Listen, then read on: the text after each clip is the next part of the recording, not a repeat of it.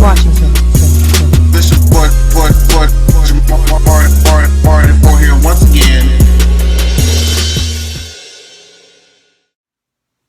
Hey, what's going on YouTube? This your boy Jamal for here once again. I know I look a little bit different today, but I'm doing this because I'm going to a show later on. If you guys live in the Houston area, Trinity K. Bonet from RuPaul's Drag Race is doing a Houston Drag Race tonight at Scandalo every week. So if you're in the area, come check it out. So that's why I'm all dolled up today, but that's not going to stop me from doing this review because I just finished literally just watching this episode of Queen Sugar. We're here to watch episode 2 of season 2, and it still has just built up the momentum. It's even better than the first one we got last night.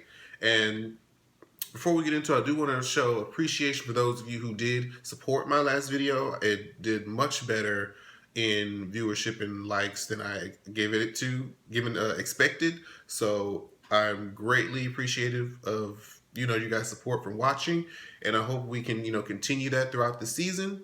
So let's go ahead and start with this episode. Now this episode began in the best way. Well, you know what? I think I missed the first scene of this episode before the credits come on. They usually start the episode with like a beginning scene before the credits come, and I think I missed that. But then when the episode started again, I saw something different. Because at the end of the episode, did the episode start off with Ralph, Angela, and Darla in the shower? Is that really what happened? Because I saw it, I was like, oh, okay. I'm here for this. And so Darla's, well, this is where I started watching. Darla was at her job, okay? Darla was at her job, doing her thing, and she's working a little toll booth and whatnot. And so Ralph Angel shows up, and she's like, what are you doing here? He's there with, his son, and they checking up on him. He brought her some food and stuff, and he's like, want to check on. I don't want to actually, take you out on like an official date.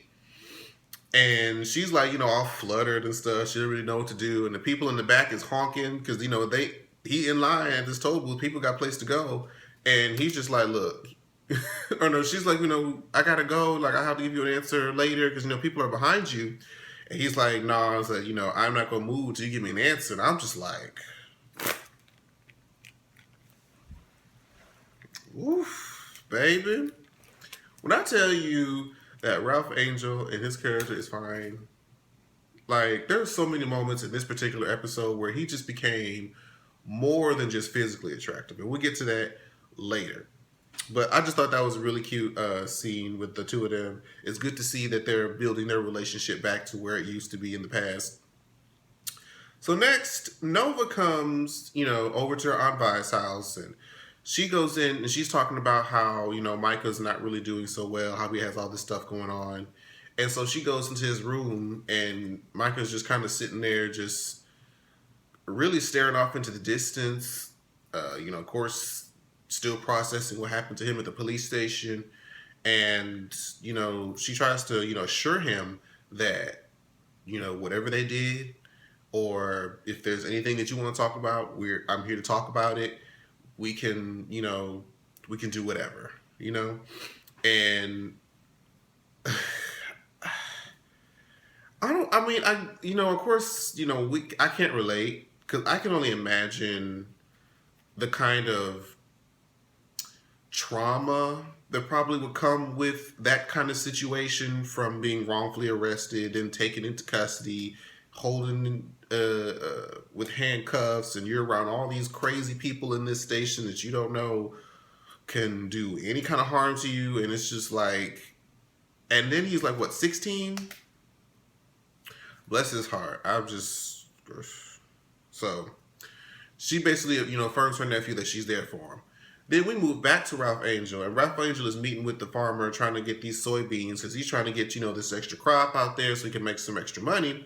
However, he meets with the bank, and it turns out that he needs a signature. I believe that he's trying to draw money from like an account that the bank has, and him and Charlie share, I believe, this account. And so they have a new policy where 2 signatures would have to be written out or given to the bank in order for them to process this loan payment.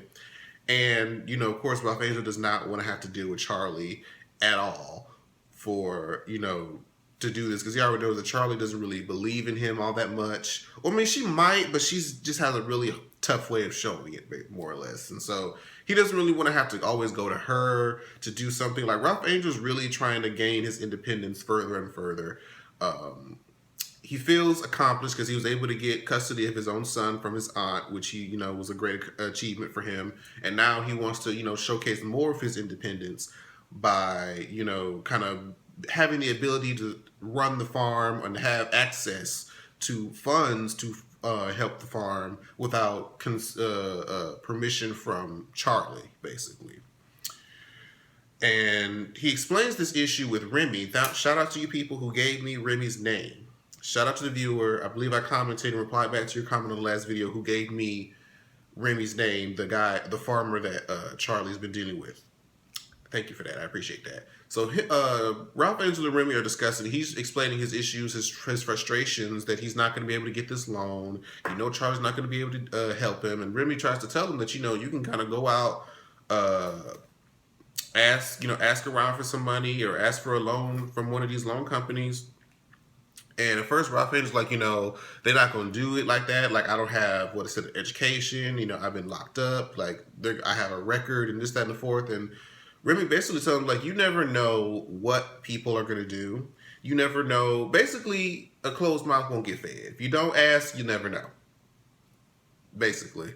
And so he kind of got a little inspired. And Ralph Angel went out to try to get him a loan for them soybeans that he's trying to do. So now we move to Charlie and the morning of her last divorce hearing, or the last meeting that she has with her attorneys and Davis about their divorce.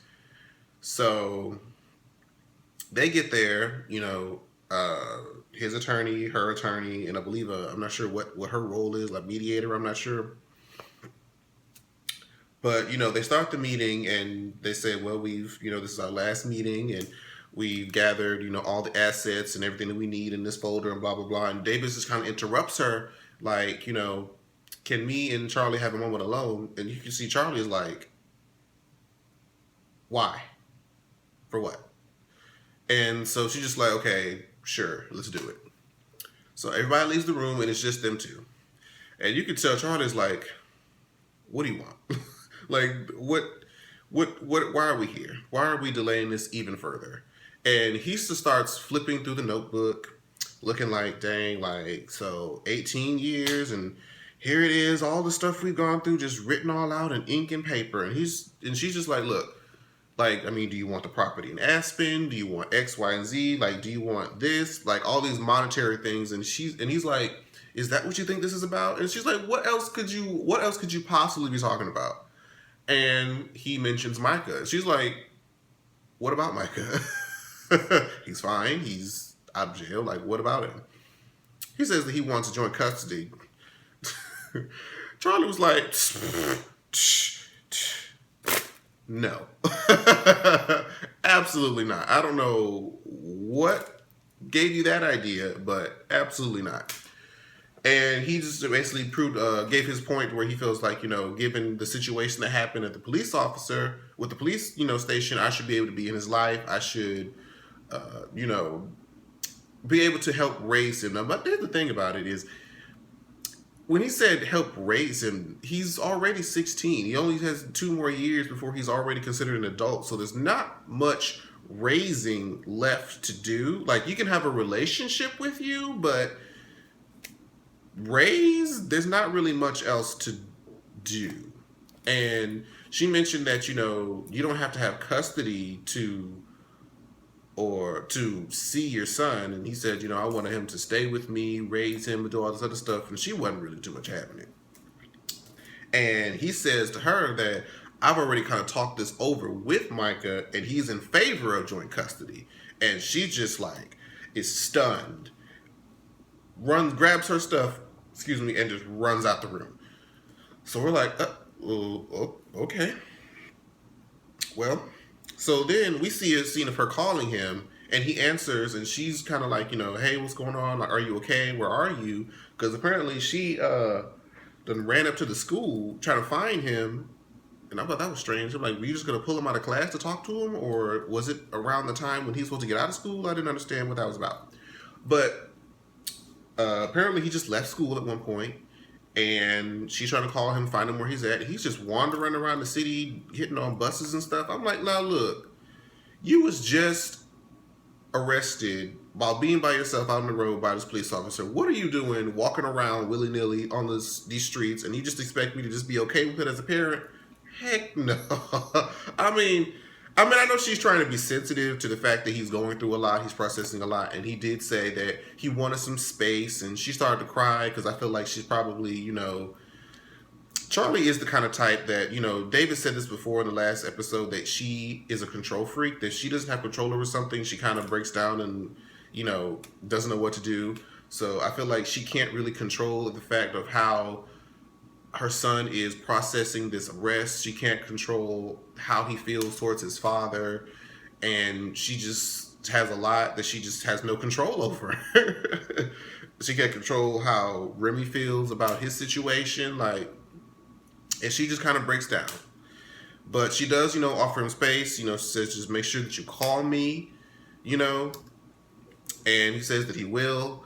And it was just strange. He was just going. He didn't even know how to use a bus. He tried to go to a bus with a black Visa card, the card is basically like unlimited for those who have money. I was like, see, you don't even know. You don't even know nothing about this part of life, baby, and that's actually a good thing. Bless his heart. So, moving forward to Aunt Vi. So Aunt Vi was, working in a restaurant. She's a manager. She's taking inventory or supervising basically.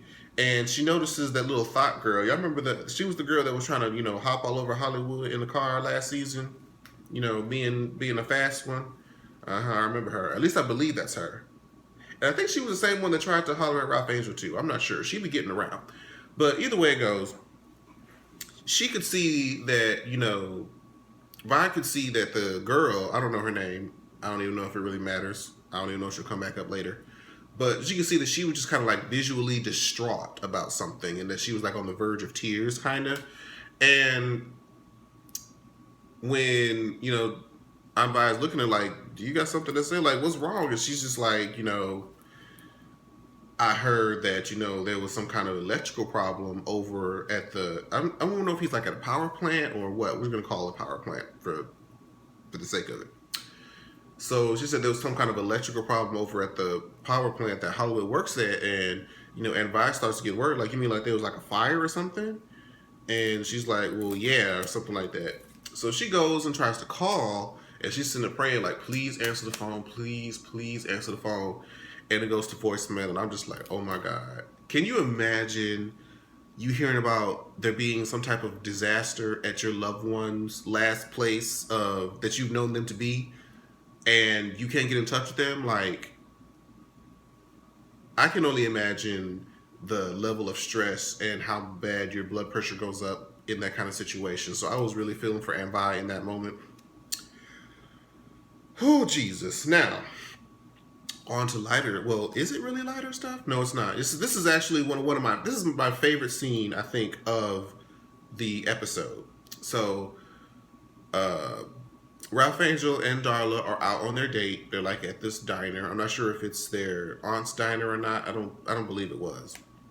So they're having fun. They're just kind of getting used to it because they haven't really dated in a long time. So they're just kind of going through the motions and trying to keep Blue intact too. And it was really cute. It was really nice to see, them both be happy in that moment.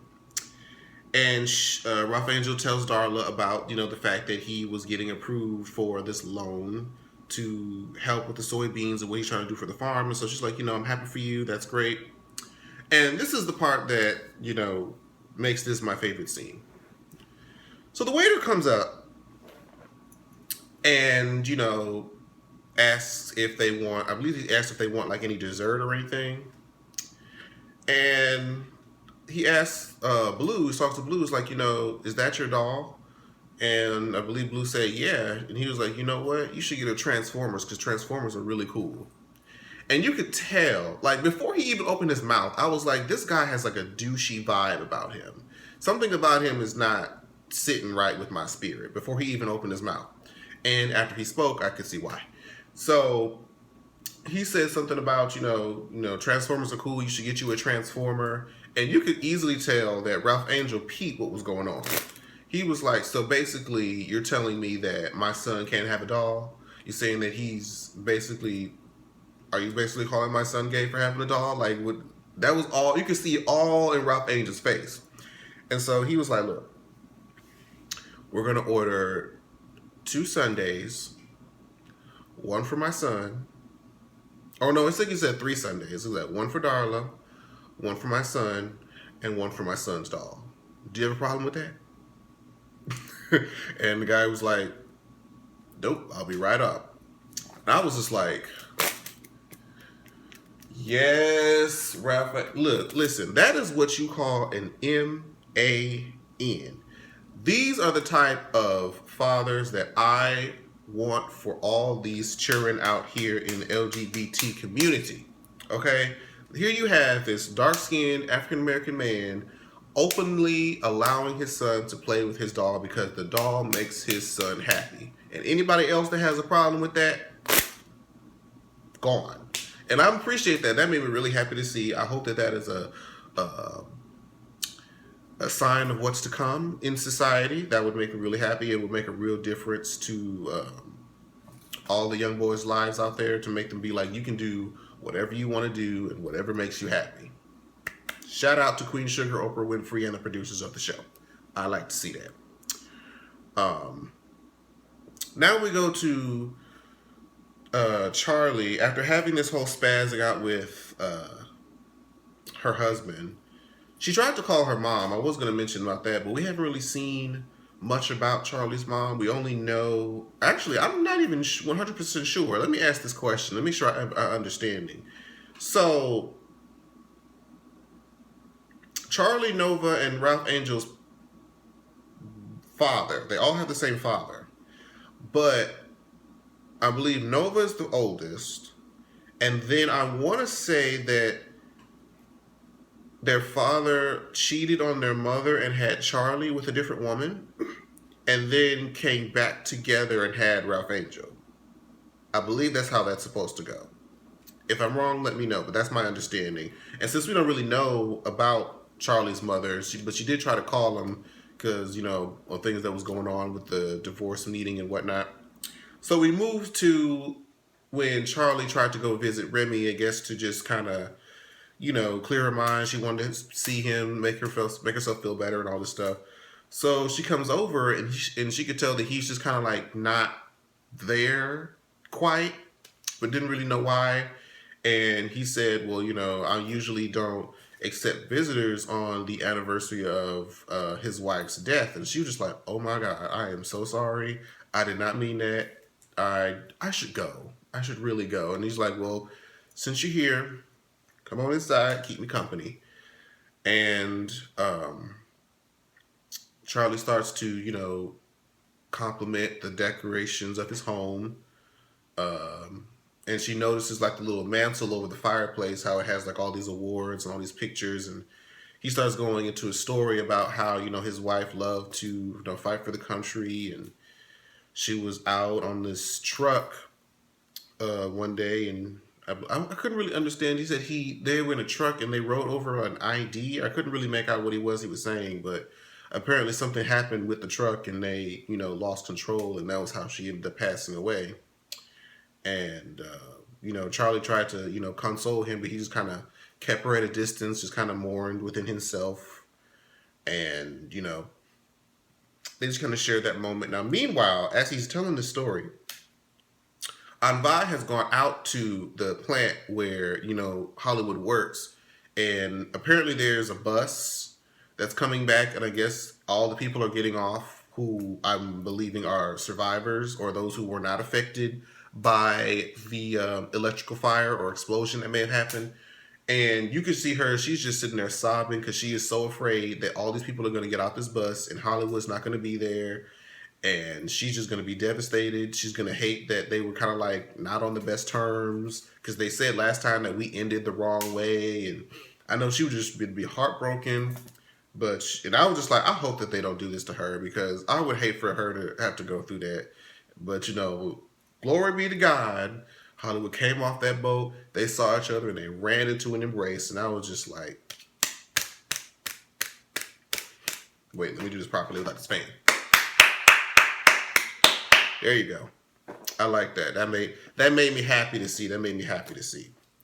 Now, there's a scene where, because throughout the episode, Nova's been telling people about coming out to this community bail fund event where basically she's trying to collect money or create a government fund for African Americans who are put in jail wrongfully and are not able to make bail because of that situation. And so she has an event. She has a speaker who said that he was initially locked up for like just a misdemeanor charge. Didn't really say what for, but he couldn't make bail, so he ended up losing, or his baby mama and his son ended up losing the apartment that apparently they shared together because they probably couldn't afford it without him being there. And just the fun is to help people just like that who were probably wrongfully accused or were kept and they weren't able to afford things to get back to their families and whatnot. So they're out there speaking.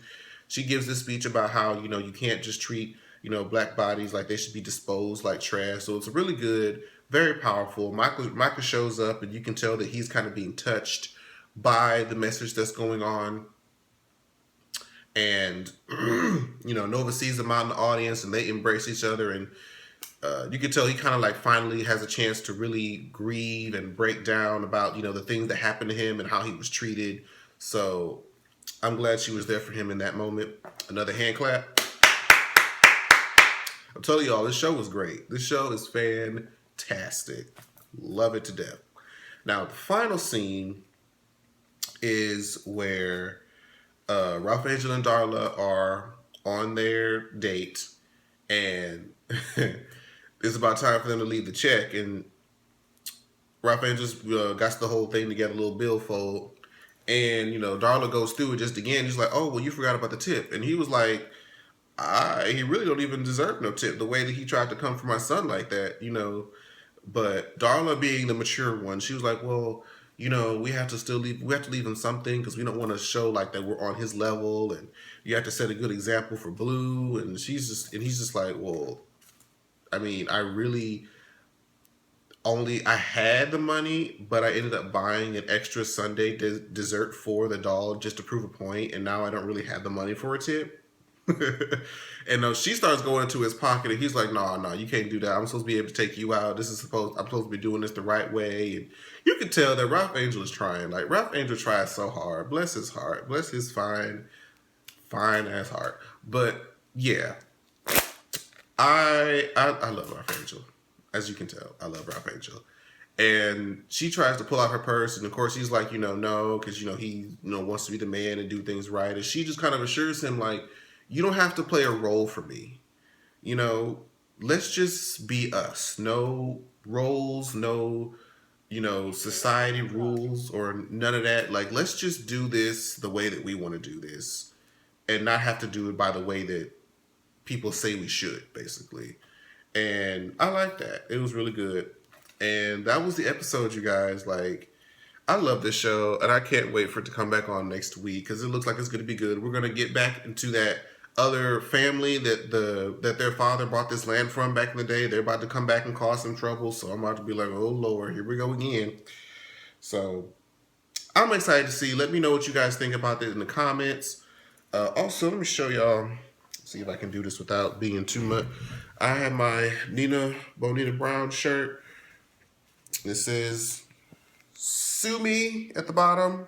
I don't know if you can see it, but shout out to Nina Bonita Brown from RuPaul's Drag Race Season 9. I'm going to be taping the review of the finale, the grand finale, this Friday over on my friend Maddie Rant's channel. So make sure you guys go over there and check us out. And yeah, that's all I have for you now. Thank you guys so much for watching. Make sure you like, comment, subscribe. share across all social media. I really appreciate it, and I'll see you guys in the next video. Bye-bye. Like, share, subscribe.